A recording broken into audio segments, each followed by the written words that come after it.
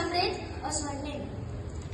नमस्कार, आदरणीय अतिथिगण, प्रधानाचार्य महोदया एवं मेरे प्रिय साथियों, मैं मीत भंडारी कक्षा 5वीं का छात्र आज आप सभी के समक्ष गणतंत्र दिवस के शुभ अवसर पर कुछ पंक्तियां प्रस्तुत करना चाहता हूँ।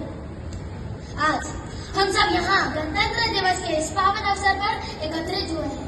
यह दिन सिर्फ एक तारीख नहीं बल्कि भारत देश का गौरव, सम्मान और बलिदान का प्रतीक है। 26 जनवरी 1950 को भारत का संविधान लागू हुआ, जिसने भारत को एक संपूर्ण गणराज्य बना दिया। गणतंत्र केवल जश्न का नाम नहीं है, बल्कि यह हमें यह याद दिलाने का दिन है कि हम उस देश के नागरिक हैं जिस देश में राम की मर्यादा, कृष्ण की नीति और गुरुओं की बलिदानी परंपरा हमें गर्व से जीना सिखाती है।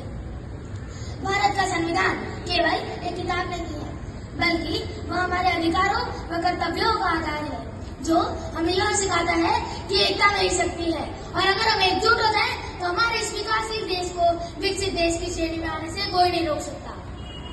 कहते हैं, पूरी तरह साथ दे तो और बात है, पर तू जरा भी साथ दे तो और बात है। चलने को तो एक पांव से भी चल रहे लोग, चलने को तो एक पांव से भी चल रहे लोग, पर दूसरा साथ दे तो और बात है, पर दूसरा साथ दे तो और बात है।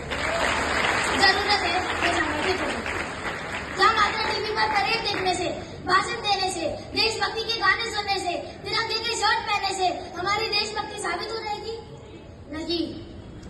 तो साथियों, आज हमें खुद से यह वादा करना होगा कि हम अपने देश के प्रति कर्तव्यों को निभाएंगे, हम अपने देश की संस्कृति और गरिमा को बढ़ाएंगे और हम अपने देश की प्रगति की ओर कदम बढ़ाएंगे और अपने देश का नाम इतना रोशन करें कि हर कोई भारत देश का सम्मान करेगा। तभी ही हमारा यह दिवस मनाना सार्थक होगा। अंत में कुछ पंक्तियों के साथ अपने भावों को विराम देना चाहूंगा।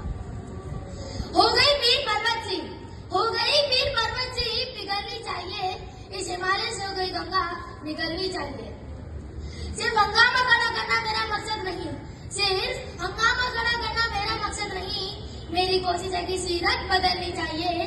तेरे सीने में ही ना सकी, मेरे सीने में ही सकी, हो कहीं भी आग मगर लगनी चाहिए।